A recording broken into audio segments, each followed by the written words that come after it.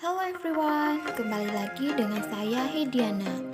Kali ini saya akan membahas tentang kebudayaan dari daerah kelahiran saya yaitu Flores Inde. Nah, ada beberapa kebudayaan dari Inde yang akan saya bahas yaitu bahasa daerah, rumah adat, upacara adat, tarian daerah, pakaian adat, lagu daerah, dan makanan khasnya serta tempat wisata. Oke, yang pertama kita bahas tentang bahasa daerah. Bahasa daerah Indelio dibedakan menjadi dua, yaitu bahasa Ende yang digunakan oleh suku Ende dengan dialeknya yaitu Jawa. Sedangkan bahasa Lio atau disebut dengan Sara Lio digunakan oleh suku Lio. Nah, Sara Lio sendiri terdiri dari beberapa dialek, karena orang Lio cenderung mengucapkan Sara Lio dengan intonasi yang beragam. Oleh karena itu, wilayah-wilayah Lio yang menggunakan bahasa Lio itu berbeda-beda. Selanjutnya yaitu rumah adat. Rumah adat Ende Lio disebut One Mosalaki, di mana kata Mosa itu artinya ketua atau kepala dan kata laki artinya adat atau suku. Rumah adat Mosalaki ini merupakan tempat tinggal para ketua suku atau kepala adat.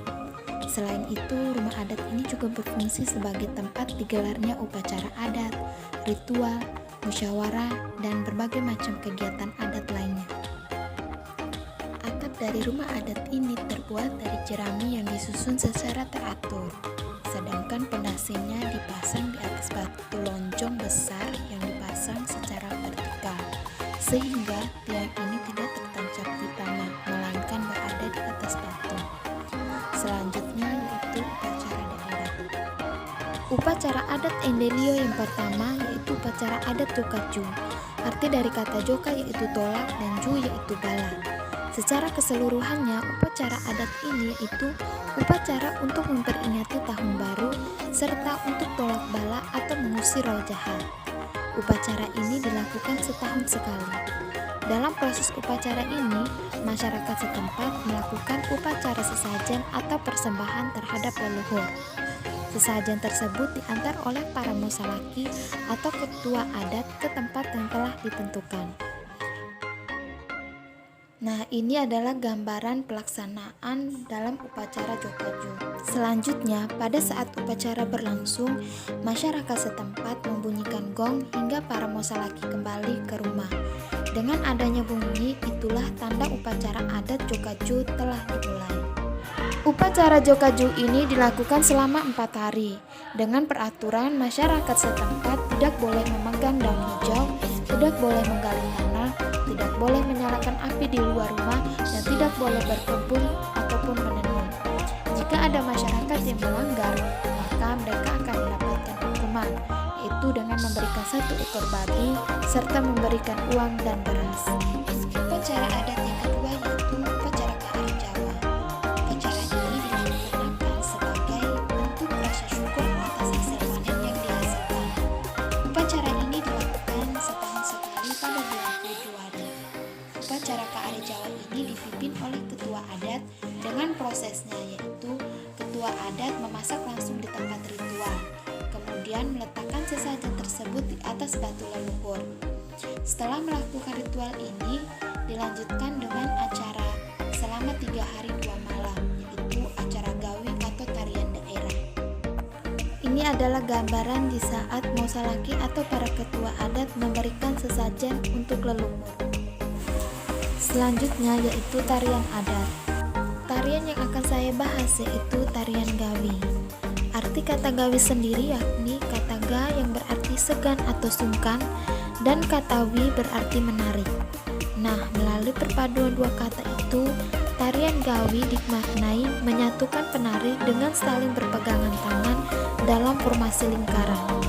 Tarian ini menggambarkan rasa persatuan, kebersamaan, dan persaudaraan. Tarian ini ditarikan secara massal oleh laki-laki dan perempuan, dengan formasi kelompok laki-laki berada di lingkaran dalam dan formasi perempuan berada di lingkaran luar. Nah, ini adalah gambar di saat melakukan tarian gawi. Dalam tarian gawi dipimpin oleh seorang yang disebut Eko Wawe atau Atasida yang bertugas melantunkan syair. Tarian Gawi biasanya diadakan pada upacara adat seperti pengangkatan kepala suku dan pembangunan rumah adat. Namun seiring perkembangan zaman, tarian Gawi ini juga bisa dilakukan di saat pesta. Jika kalian penasaran dengan tarian Gawi, kalian bisa klik di link tersebut. Selanjutnya yaitu pakaian adat. Yang pertama, pakaian adat untuk laki-laki. Pakaian adat untuk laki-laki ini terdiri dari 3, yaitu ragi, luka, dan lesu. Ragi yaitu kain hitam dengan bermotif yang dipakai dengan cara dilingkarkan di pinggang. Nah, ragi ini bisa digunakan untuk acara adat maupun pernikahan. Yang kedua, luka. Luka berarti selendang. Luka bisa dikenakan menyilang baik di bahu kiri maupun bahu kanan, atau bisa juga digantung. Yang ketiga yaitu lesu.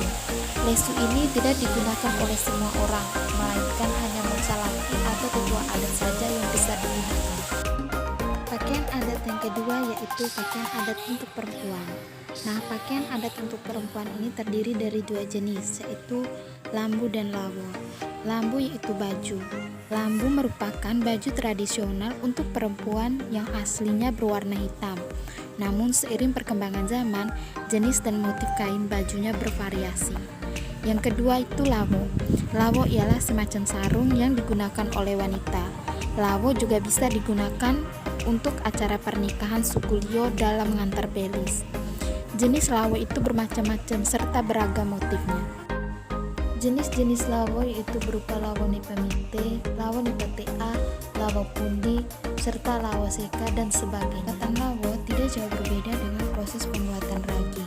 Keduanya sama-sama ditenun menggunakan benang. Namun yang menjadi perbedaannya, ragi tidak memiliki motif yang beragam dan lebih dominan menggunakan benang hitam.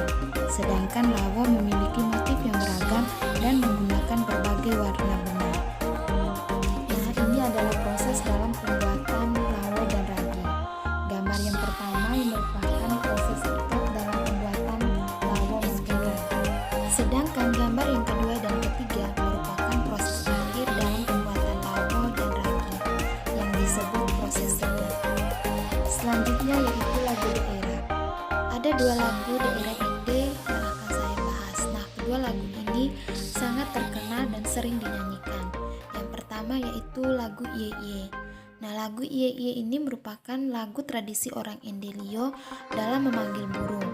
Lagu ini juga sebagai penanda kerinduan akan sayap-sayap yang merapat sebab burung-burung di Ende Lio menjadi langka akibat perubahan iklim.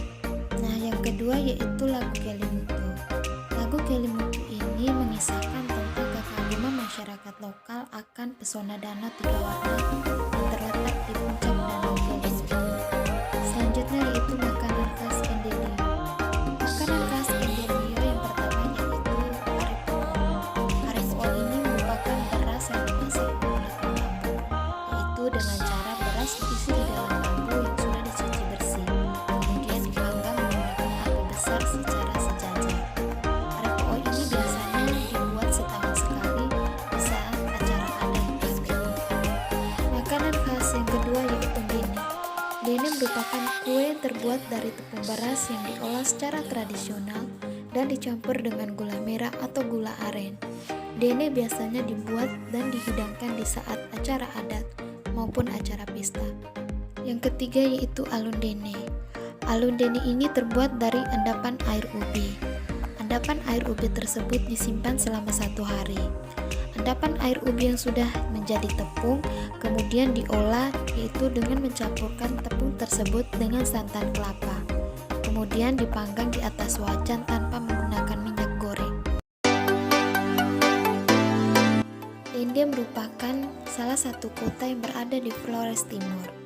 Nah, kota Ende ini dikenal dengan sebutan kota Pancasila karena di kota Ende inilah 5 dasar Pancasila dicetuskan dengan sejarahnya, yaitu pada tahun 1934 sampai 1938 Presiden pertama Indonesia itu diasingkan di kota Ende. Selama pengasingan ini, Bung Karno tinggal di rumah Pak Haji Abdullah Ambuwarung yang kini disebut dengan Rumah Museum Bung Karno. Kemudian ada Taman Renungan Bung Karno. Nah, di taman inilah beliau mencetuskan 5 dasar Pancasila. Nah, taman ini sekarang disebut dengan Taman Pancasila. Itulah salah satu sejarah Kota Ende.